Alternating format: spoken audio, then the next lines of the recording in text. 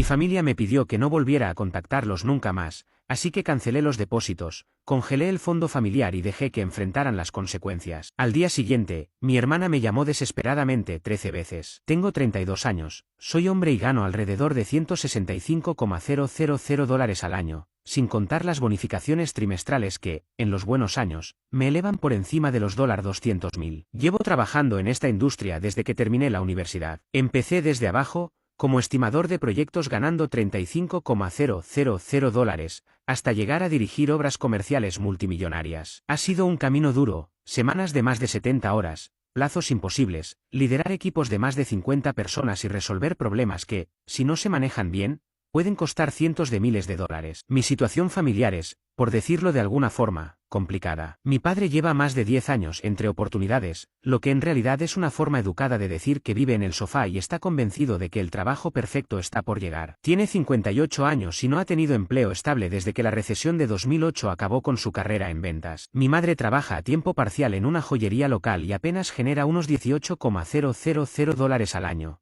cuando se digna a ir regularmente. La tienda es de esas boutiques que venden accesorios absurdamente caros a señoras que creen que gastar $200 en una pulsera las vuelve sofisticadas. Mi hermana Natalia, de 29 años, está convencida de que será famosa en Instagram. Tiene 2,800 seguidores que la ven publicar fotos de tazas de café y bolsos falsificados que finge que son de diseñador. Nunca ha durado más de 8 meses en ningún empleo. Renunció a un puesto de recepcionista porque responder llamadas no era para ella. La despidieron de una tienda por llegar tarde constantemente, y abandonó su trabajo como anfitriona de restaurante porque un cliente fue grosero con ella. Cambia de pareja con frecuencia, casi siempre según la cantidad de dinero que tengan o el auto que conduzcan, y tiene la misma noción de finanzas que un niño suelto en una tienda de dulces con una tarjeta sin límite. Pero claro, es la niña de la casa, la princesa que, según mis padres, no puede hacer nada mal, así que no se le puede criticar ni pedir responsabilidad. Hace unos 6 años, cuando mi carrera empezó a despegar de verdad, cometí lo que ahora reconozco como un error monumental: ayudar económicamente a mi familia. Al principio parecía algo natural. Mi padre necesitaba arreglar la transmisión de su vieja camioneta. Eran $2,800 y lo pagué sin pensarlo. Las tarjetas de crédito de mi madre estaban al tope por sus compras compulsivas,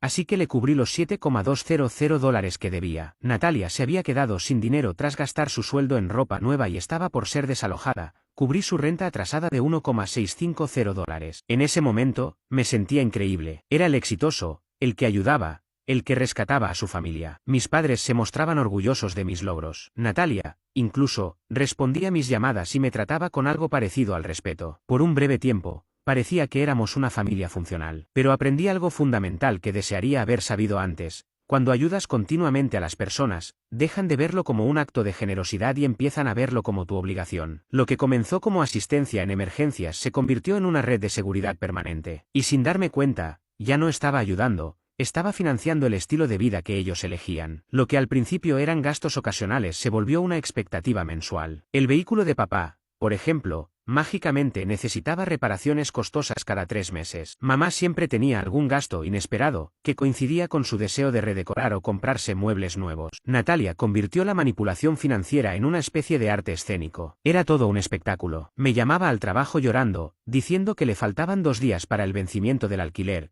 que no tenía dinero, que estaba por quedarse sin hogar, que era la última vez que pediría ayuda. Pintaba un drama de dormir en el coche, perderlo todo, tener que volver a vivir con nuestros padres en la humillación total. El nivel de manipulación emocional era quirúrgico. Y sin falta, 2 semanas después, aparecían sus historias en Instagram desde spas lujosos, restaurantes caros o escapadas de fin de semana con su novio del momento. La misma persona que estaba a punto de dormir en su coche subía fotos con cócteles de $15 y gafas de sol de diseñador, como si jamás hubiera tenido preocupaciones financieras. Pero el verdadero problema era el tío Ernesto, el hermano mayor de mi padre, quien se autonombró el experto financiero de la familia. Este hombre se creía una especie de Warren Buffett porque trabajó un tiempo en una oficina de impuestos allá por los años 90. Desde que el abuelo Fernando falleció hace 5 años, él ha sido el fideicomisario principal del patrimonio familiar, encargado de administrar unos $385,000 en inversiones, propiedades y activos construidos con el trabajo de toda una vida. Su filosofía de gestión consistía, al parecer, en tratar ese legado como su fondo de entretenimiento personal. Viajes de juego a Atlantic City, un bote de pesca que no podía pagar con su jubilación, múltiples negocios fallidos que necesitaban fondos temporales del patrimonio, todo financiado con el dinero que debía resguardar para el futuro de la familia. Y lo peor era que ninguno de ellos parecía sentirse agradecido. No había disculpas ni reconocimiento por los sacrificios que hacía, solo exigencias, como si yo fuera un cajero automático de alta gama que entregaba dinero cuando se introducía la combinación emocional correcta. Mi papel, al parecer, era resolver todos sus líos financieros mientras ellos seguían tomando decisiones irresponsables. Recuerdo perfectamente el momento en que comprendí hasta qué punto me había dejado atrapar. Fue en la cena de Acción de Gracias del año pasado. Me gasté casi $3,500 para organizarla en un restaurante elegante, todo porque mamá quería crear recuerdos memorables. Ahí estaba yo, viendo a Natalia fotografiar cada plato para subirlo a Instagram, incluida la botella de vino de $180 que yo pagué. Papá se quejaba de su camioneta, la misma que yo ayudé a financiar. Mamá hablaba de un viaje a México que, sabía, acabaría siendo mi responsabilidad. Y entonces, Natalia me miró directamente, con una expresión indiferente, y soltó: Samuel, tienes mucha suerte de no tener problemas reales. Debe ser maravilloso ganar tanto dinero en construcción y no tener que preocuparte por nada. ¿Suerte? Como si mi éxito hubiera caído del cielo. Como si no hubiese pasado 15 años trabajando jornadas agotadoras, cumpliendo plazos imposibles, lidiando con insomnio y ansiedad por el estrés, actualizándome constantemente en nuevas tecnologías y estrategias de gestión, para que mi propia hermana lo redujera todo a un simple golpe de suerte. Ese fue el instante en que supe que necesitaba un plan de escape. Jamás imaginé que tendría que aplicar tan pronto lo que venía reflexionando desde hacía tiempo. Y fue justo ahí donde entró en escena mi mejor amigo, Leo. Él fue la única persona que desde el principio logró ver con claridad cómo mi familia me manipulaba. Nos conocimos en la universidad, en los cursos de ingeniería. Nuestra amistad nació en largas noches de estudio, entre cafés, fórmulas y esa terquedad compartida por salir adelante, a pesar de que veníamos de hogares donde el apoyo económico era prácticamente nulo. Al final, yo me especialicé en gestión de obras de construcción, mientras que Leo siguió un camino más emprendedor. Fundó una pequeña pero creciente consultora especializada en optimización de procesos y sistemas para empresas medianas. Leo tiene una especie de sexto sentido para detectar mentiras y manipulación. Tal vez lo desarrolló por todo lo que vivió de niño. Durante años observó cómo se desenvolvía la dinámica en mi familia, y nunca tuvo reparos en compartir sus preocupaciones, aunque siempre lo hacía desde el cariño, no desde la crítica. Hermano, tu familia te ve como un cajero automático con patas, me decía cada vez que yo mencionaba que había vuelto a pagar algo por ellos. ¿Hace cuánto que no te preguntan cómo estás? ¿Si te sientes agotado? ¿Qué metas tienes en tu carrera? Siempre es hola seguido de una nueva solicitud de dinero. Yo solía restarle importancia. Para mí, la lealtad familiar estaba por encima de todo,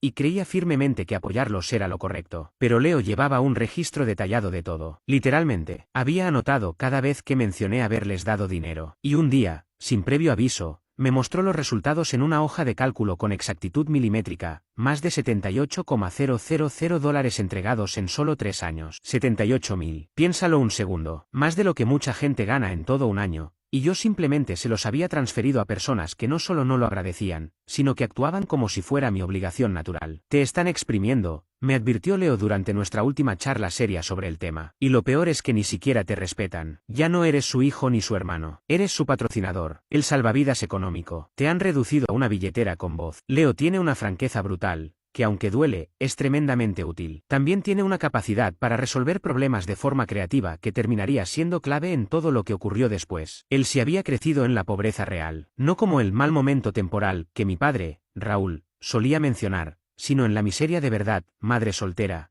4 hijos, varios turnos al día entre limpieza y servicio de restaurante. Su padre los abandonó cuando él tenía apenas 11 años. Leo se pagó la universidad con becas, préstamos estudiantiles y turnos nocturnos en una gasolinera abierta 24 horas, aprovechando para estudiar entre cliente y cliente, muchas veces a las 3 de la madrugada. Así que cuando vio cómo mi familia se beneficiaba de mis logros sin aportar absolutamente nada a cambio, lo indignó profundamente. No por envidia, sino por justicia. Tu problema, me dijo una noche mientras jugábamos en línea, como solíamos hacer los fines de semana, es que estás usando una estrategia equivocada. Tú estás jugando ajedrez, y ellos, damas, usan las emociones para manipular, y tú respondes con lógica. Ellos te cuentan una historia triste, y tú les das un cheque para resolverlo. Estás permitiendo que usen tus propias reglas contra ti. Entonces, ¿qué sugieres? Que dejes de jugar a su ritmo y empieces a pensar como estratega. Eres un jefe de proyectos, ¿no? Solucionas problemas complejos todos los días, coordinas equipos, prevés errores. Pues empieza a tratar tu situación familiar como si fuera un proyecto más que necesita ser resuelto. Me reí al principio, pensando que exageraba. Pero esa conversación plantó una semilla. La idea de aplicar a mi familia el mismo enfoque analítico que usaba en el trabajo era tan lógica como aterradora. Y 2 semanas más tarde, todo se derrumbó por un simple mensaje de texto. Un mensaje que cambiaría el rumbo de mi vida. Fue el 22 de marzo, a las 4:12 de la tarde. Lo recuerdo con exactitud porque en ese momento revisaba unos planos arquitectónicos para un proyecto comercial importante. Y de pronto, mi teléfono vibró con una notificación grupal que, sin saberlo, cerraría para siempre mi vínculo con ellos. El mensaje venía del teléfono de mi madre, Claudia. Hemos hablado entre todos y creemos que es momento de que tomes distancia del manejo financiero familiar. Podemos encargarnos nosotros. Por favor, no nos contactes por un tiempo. Necesitamos espacio para resolver las cosas sin interferencias externas. Me quedé mirando esa pantalla sin saber cómo reaccionar. Lo leí una y otra vez, esperando que fuera un error o que tal vez se lo hubiera mandado por equivocación a la persona equivocada. Pero unos minutos después, Natalia respondió con una cadena de emojis celebratorios. Y mi padre, Raúl, le dio me gusta al mensaje como si acabaran de anunciar algo maravilloso. Me habían despedido. Así, sin más. Como si ser su hijo y su hermano fuera un trabajo del cual se me podía echar. Y yo sabía exactamente que lo había provocado. 3 semanas antes, había solicitado a tío Ernesto, quien tenía a su cargo la administración de los fondos del patrimonio familiar, un desglose claro de ciertos retiros sospechosos que había notado en el último informe trimestral. No acusé a nadie ni hice escándalo. Solo pedí claridad. ¿Podrías explicarme estos movimientos y para qué se usaron? Al parecer, pedir rendición de cuentas sobre el dinero que dejó abuelo Fernando era considerado una invasión a su privacidad. Para ellos, fue un acto de control que atentaba contra su autonomía. Mientras más lo pensaba, más rabia me daba. Estas personas me habían usado durante años como su respaldo económico, esperando que financiara sus decisiones sin recibir en retorno ni una pizca de apoyo real. Y el día que pregunté algo tan simple como ¿en qué se está usando el dinero del abuelo?, me convirtieron en el enemigo. Lo primero que hice fue llamar a Leo. Tenía las manos temblando mientras marcaba su número. Esto no puede ser real, dijo en cuanto le leí palabra por palabra el mensaje. Lo hicieron. Te dejaron fuera como si fueras un empleado que pueden despedir sin más. Yo tampoco podía creerlo. Después de todo lo que hice por ellos, de todo el dinero que aporté, de cada favor. Detente ahí, me interrumpió Leo con firmeza. Esto es, de hecho, lo mejor que podía pasarte. Te acaban de dar la justificación perfecta para cortar por completo. Ya no hay dudas. Mostraron exactamente quiénes son y lo que sienten realmente por ti. ¿Y la lealtad familiar? ¿Dónde queda eso? ¿Lealtad? ¿Te refieres a tu hermana publicando historias en redes desde destinos lujosos mientras tú cubres sus gastos básicos? ¿O a tus padres, que llevan años sin mostrar verdadero interés por ti ni agradecer nada de lo que haces? ¿O al tío que lleva tiempo desviando dinero del patrimonio de tu abuelo y aún tiene la cara de llamarte controlador por hacer preguntas? Esa última frase me golpeó como un puñetazo en el estómago. ¿Qué estás diciendo, Samuel? Tú me dijiste que había comprado un bote con dinero del patrimonio. Y eso no es un simple error financiero. Es robo. Robo directo de la herencia de un hombre ya fallecido. Entonces, ¿qué propones que hagamos? No vas a enfrentarte a esto solo. He visto cómo te exprimen durante años, y estaba esperando el momento oportuno para ayudarte a enfrentar a estas sanguijuelas. Pues bien, ya nos han entregado esa oportunidad en bandeja. La energía de Leo era contagiosa, pero en el fondo aún dudaba si realmente debía escalar esto o simplemente alejarme. Tal vez sería mejor dejarlo pasar, irme en silencio. Escúchame bien, dijo con tono grave. Estas personas se han aprovechado de tu esfuerzo y tu generosidad por años, y en cuanto pediste algo tan básico como rendición de cuentas, te descartaron sin dudarlo. No merecen más tu consideración ni tu protección. Lo que merecen son consecuencias. Y lo peor era que tenía razón. Llevaba 3 años siendo su cajero automático, y apenas pedí algo de transparencia sobre el destino del dinero, pasé a ser el enemigo al que había que excluir. Está bien, dije, sintiendo un cambio profundo en mi interior. ¿Qué hacemos primero? Evaluar el daño. ¿Todavía tienes acceso a sus cuentas y servicios? En ese momento, sonreí por primera vez desde que recibí ese mensaje. En su desesperación por sacarme de sus vidas, cometieron un error crucial, olvidaron desvincularme de sus finanzas. Esa misma noche, Leo apareció en mi apartamento. Llevaba su portátil, varias bebidas energéticas y una determinación propia de una operación militar. Nombró el plan como auditoría familiar, y comenzamos a listar cada cuenta, servicio o sistema financiero al que yo tuviera acceso. La lista fue mucho más extensa de lo que imaginaba. Resulta que era usuario autorizado en la cuenta principal de mis padres, un acceso que me dieron años atrás cuando Raúl tuvo problemas con su crédito. Tenía sus credenciales bancarias porque yo mismo los ayudé a abrir esas cuentas y configurar pagos automáticos. Además, yo era el titular principal de nuestro plan familiar de telefonía móvil, el seguro del auto y 6 servicios públicos, incluyendo agua, electricidad, gas e internet. Más importante aún, tenía acceso total al almacenamiento en la nube compartido, donde estaban los documentos legales del patrimonio del tío Ernesto, así como registros financieros sensibles. Y lo más sorprendente, yo figuraba como fideicomisario suplente en el testamento de abuelo Fernando. Al parecer, todos lo habían olvidado, excepto yo. Esto es una joya, comentó Leo, observando los estados de cuenta. Es peor de lo que pensaba. En los últimos 6 meses, el tío Ernesto había retirado más de $30.000 del patrimonio para gastos personales. Raúl había sobregirado la cuenta familiar 11 veces, acumulando cientos en comisiones. Claudia, por su parte, había acumulado más de $13.500 en deudas con compras en canales de televisión. Pero lo que me dejó helado fue lo de Natalia. Ella había estado usando una tarjeta de crédito conectada a mi línea principal. Cargos en tiendas de lujo, restaurantes, spas y productos exclusivos. Todo sin mi permiso. Samuel, literalmente te ha estado robando durante meses, dijo Leo, repasando los movimientos. Mira esto, $750 en Louis Vuitton, $1,100 en una boutique del centro, $420 en un solo brunch, $280 en masajes, vive como una reina, pero con tu dinero. Sin embargo, lo más contundente fue la evidencia de la mala gestión financiera del tío Ernesto. Leo cotejó los documentos legales del fideicomiso con el historial de transacciones, construyendo un caso sólido de fraude. Esto no es simple descuido, es malversación, fraude y violación de deber fiduciario, aseguró mostrándome la pantalla. Usó dinero del patrimonio para el anticipo de ese bote, pagó su hipoteca con los fondos,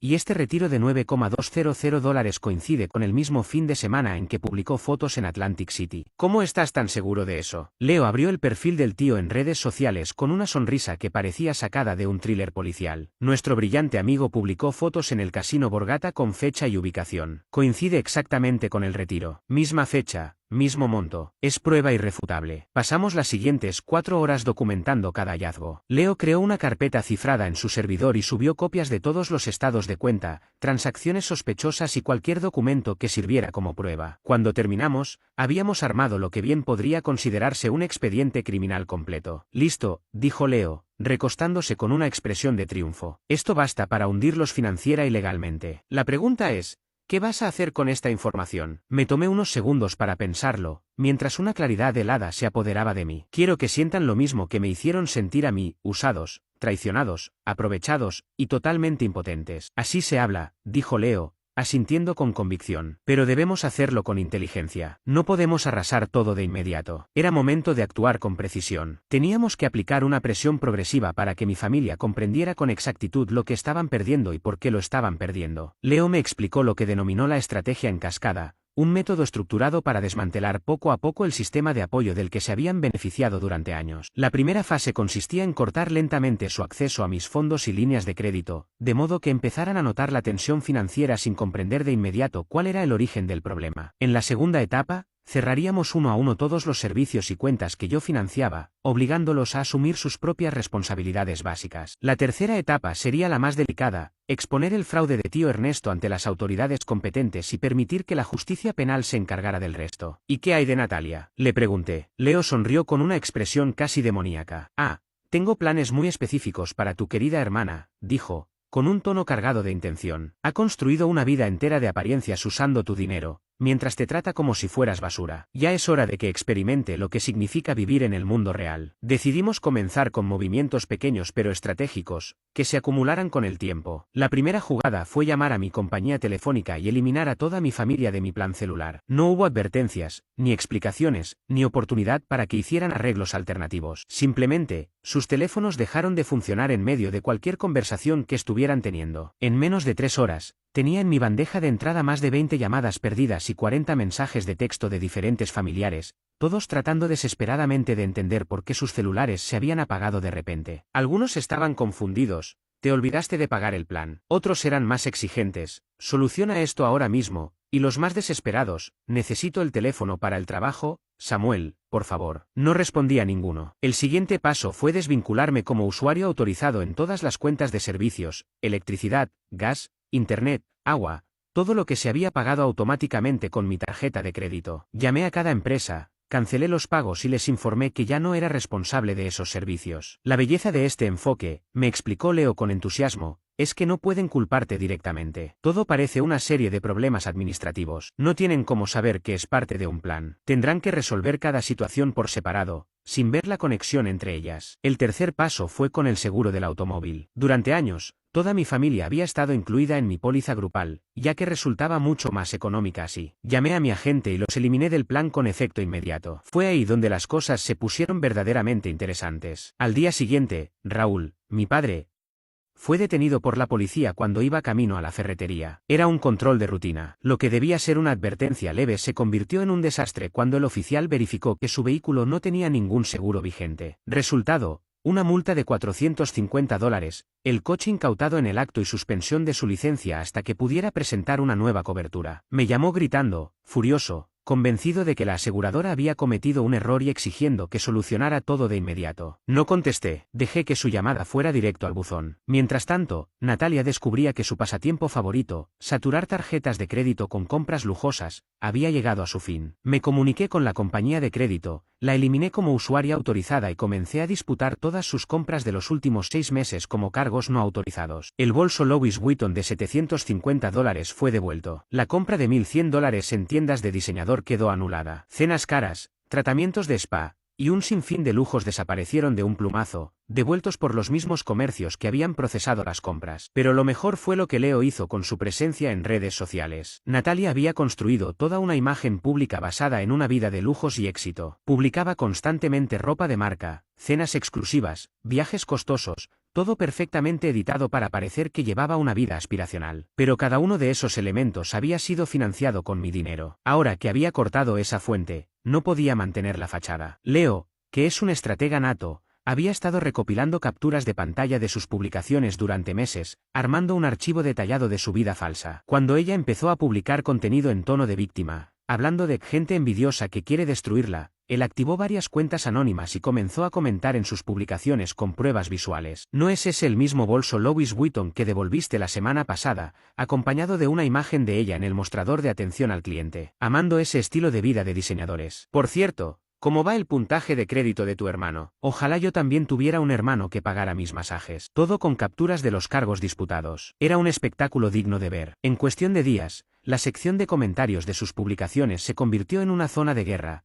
y sus seguidores comenzaron a preguntarse si algo de lo que mostraba era real. En 2 semanas, había perdido el 45% de sus seguidores. Y eso era solo el principio. Mientras el caos financiero se apoderaba de su rutina diaria, Leo y yo estábamos preparando el golpe final: presentar ante las autoridades la evidencia del fraude sistemático que tío Ernesto había cometido. ¿Recuerdas que yo era coadministrador de la herencia de abuelo Fernando? Pues bien, ese cargo otorga autoridad legal, especialmente cuando el administrador principal está desviando fondos y rompiendo sus obligaciones fiduciarias. Con la ayuda de Leo, investigamos cada paso necesario para reportar mala conducta de un fideicomisario y preparamos un archivo tan sólido que, según Leo, haría que cualquier fiscal se frotara las manos. Incluimos estados bancarios, recibos, publicaciones en redes sociales, movimientos con tarjetas, patrones de comportamiento, todo lo necesario para demostrar, sin ninguna duda, que tío Ernesto había estado saqueando la herencia para beneficio propio durante mucho tiempo. Pero antes de activar esa bomba legal, queríamos darles una última oportunidad para demostrar quiénes eran en realidad y qué les importaba. Así que redacté un correo dirigido a todo el grupo familiar. El tono era formal, claro y absolutamente razonable. Hola a todos. He estado revisando algunos documentos financieros relacionados con el patrimonio de abuelo Fernando, y he detectado ciertas irregularidades que deben ser investigadas. Como fideicomisario suplente, tenía la responsabilidad legal de investigar ciertas irregularidades. Así que le envié un mensaje formal a mi tío Ernesto solicitando explicaciones detalladas sobre varios retiros hechos desde las cuentas del patrimonio. La solicitud incluía una lista con 18 transacciones sospechosas que, en total, sumaban más de $52,000. La respuesta no se hizo esperar. Fue inmediata, perfectamente coordinada, y justo como Leo y yo habíamos anticipado. Tú no tienes autoridad alguna para cuestionar mis decisiones o cómo administro este patrimonio, fue la respuesta de tío Ernesto. Me he encargado de todo esto sin necesitar que alguien me supervise o interfiera. La reacción de mi padre, Raúl, fue todavía más indignante. Samuel, estás completamente fuera de lugar. Ernesto sabe perfectamente lo que hace y no tiene por qué justificar nada ante ti. Mi madre,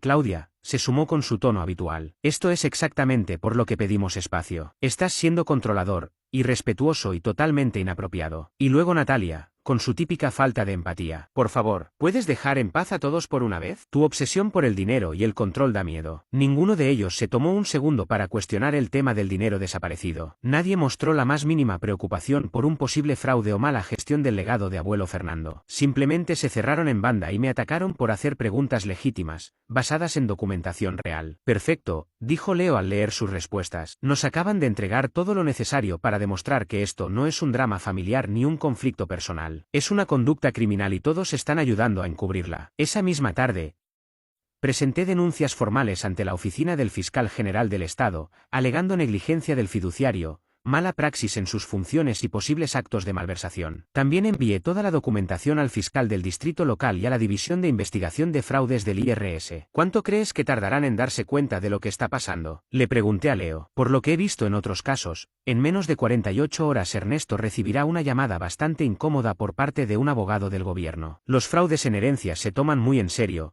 especialmente cuando hay tanta evidencia documentada. Y, como de costumbre, Leo no se equivocó. Justo 2 días después, mi padre me llamó, completamente alterado. Samuel, ¿qué hiciste? La policía quiere hablar con Ernesto por la gestión del patrimonio. Han congelado todas las cuentas. Tu madre está fuera de sí. No entendemos nada. He cumplido con mi deber, respondí con calma. Reporté lo que la ley me exige cuando un fideicomisario suplente encuentra evidencia de malas prácticas. Ni más ni menos. Pero Ernesto dice que todos los retiros eran legítimos. Papá se robó más de $52,000 del patrimonio de abuelo Fernando para comprarse un bote y pagar sus deudas de apuestas. Las cuentas no fueron congeladas por venganza, sino porque tu cuñado cometió varios delitos y violó sus obligaciones legales. Del otro lado de la línea, hubo un silencio absoluto. Tenemos que hablar de esto.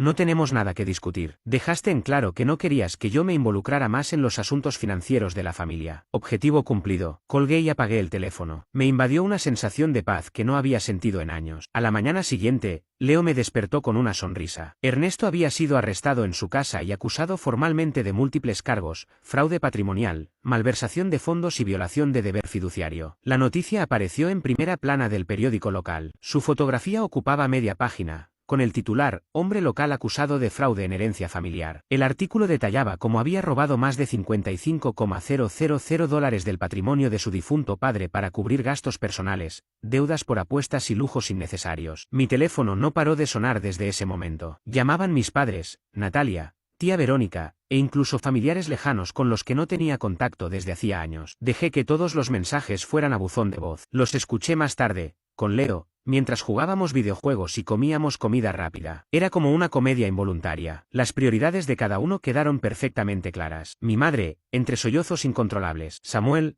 por favor, llámame. Los abogados dicen que Ernesto podría ir a prisión. Todas las cuentas están congeladas y no tenemos cómo pagar una defensa legal. Necesitamos tu ayuda urgente para arreglar esto. Mi padre, con un tono derrotado. Hijo, sabemos que no manejamos esto de la mejor manera, pero seguimos siendo familia. Ernesto cometió errores, sí, pero no merece acabar en la cárcel. ¿No podrías retirar los cargos y resolver esto entre nosotros? Natalia, desesperada. Esto es una locura total. Ernesto no es un criminal. Solo cometió errores con el dinero. Además, me quitaron mis cosas, arruinaron mi crédito y no puedo ni comprar comida. Arregla este desastre. Y la más reveladora fue tía Verónica, esposa de Ernesto. Samuel, no sé qué crees que estás logrando, pero estás destruyendo esta familia. Rick es, en el fondo, un buen hombre que se equivocó. Si tuvieras un poco de decencia o lealtad familiar, estarías ayudándonos, no atacándonos cuando más lo necesitamos. Leo y yo nos reímos con incredulidad mientras escuchábamos todo eso. Ninguno asumía responsabilidad alguna. Nadie se disculpaba por cómo me trataron ni por haberme utilizado durante años. Siguen sin entender lo que está ocurriendo, comentó Leo, divertido. No les molesta lo que le hicieron a tu abuelo o a ti. Les molesta que, por fin, eso tenga consecuencias. ¿Crees que deba responderles? Todavía no. Déjalos un tiempo más. Necesitan darse cuenta, de verdad,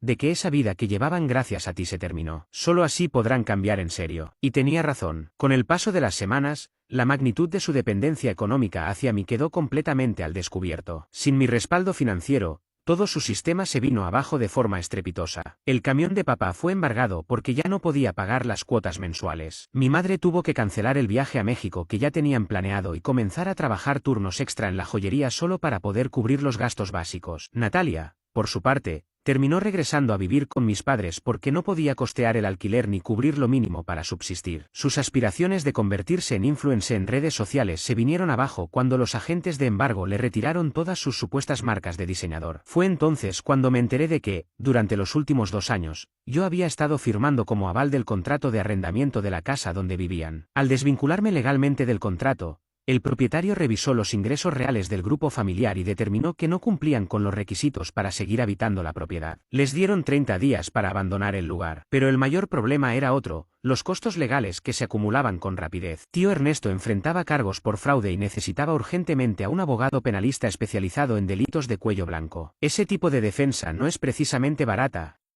Las estimaciones iniciales rondaban los $35.000. Con sus finanzas completamente destrozadas, no tenían ninguna posibilidad de afrontar ese gasto por cuenta propia. Fue entonces cuando mi padre, Raúl, finalmente dejó de lado el poco orgullo que le quedaba y vino a buscarme en persona para hablar. Era sábado por la tarde y me encontraba trabajando desde casa. El timbre sonó. Al revisar las cámaras de seguridad, vi a mi padre en la puerta. Parecía haber envejecido 15 años en el último mes. Llevaba puesta una camisa arrugada, el cabello en completo desorden y una expresión que gritaba derrota. Muy lejos del hombre que años atrás me sermoneaba sobre el deber familiar y saber cuál era mi lugar. Decidí dejarlo esperando allí durante 10 minutos, observando desde el monitor cómo se movía con nerviosismo, ensayando una y otra vez lo que probablemente era su discurso. Finalmente abrí la puerta. Samuel, dijo con voz apenas audible. Por favor, necesitamos hablar. ¿Hablar de qué exactamente? ¿Sobre Ernesto? ¿Sobre cómo se vino abajo todo lo de la familia? ¿O sobre lo equivocados que estuvieron todo este tiempo? Lo dejé pasar a la sala, pero no le ofrecí asiento ni nada de tomar. Se quedó de pie, incómodo, mirando mi sala bien decorada, los dispositivos electrónicos de alta gama, mi vida claramente estable, todo lo que había logrado construir desde que dejé de mantener económicamente a otros adultos. La verdad es que arruinamos todo, dijo con un temblor en la voz. Te fallamos durante años, abusamos de tu generosidad y cuando intentaste ponernos límites, te excluimos como si no valieras nada. Lo sabemos, y aunque no lo merecemos, venimos a pedirte perdón. Un perdón sincero. ¿Qué tan desesperados están? Vi cómo sus hombros caían por completo ante la pregunta. Su voz, cargada de angustia, fue clara. Vamos a perder la casa en menos de 2 semanas. Ernesto enfrentará entre 5 y 10 años de prisión si no conseguimos una defensa adecuada. Claudia está exhausta física y emocionalmente de trabajar dobles turnos. Y Natalia, bueno,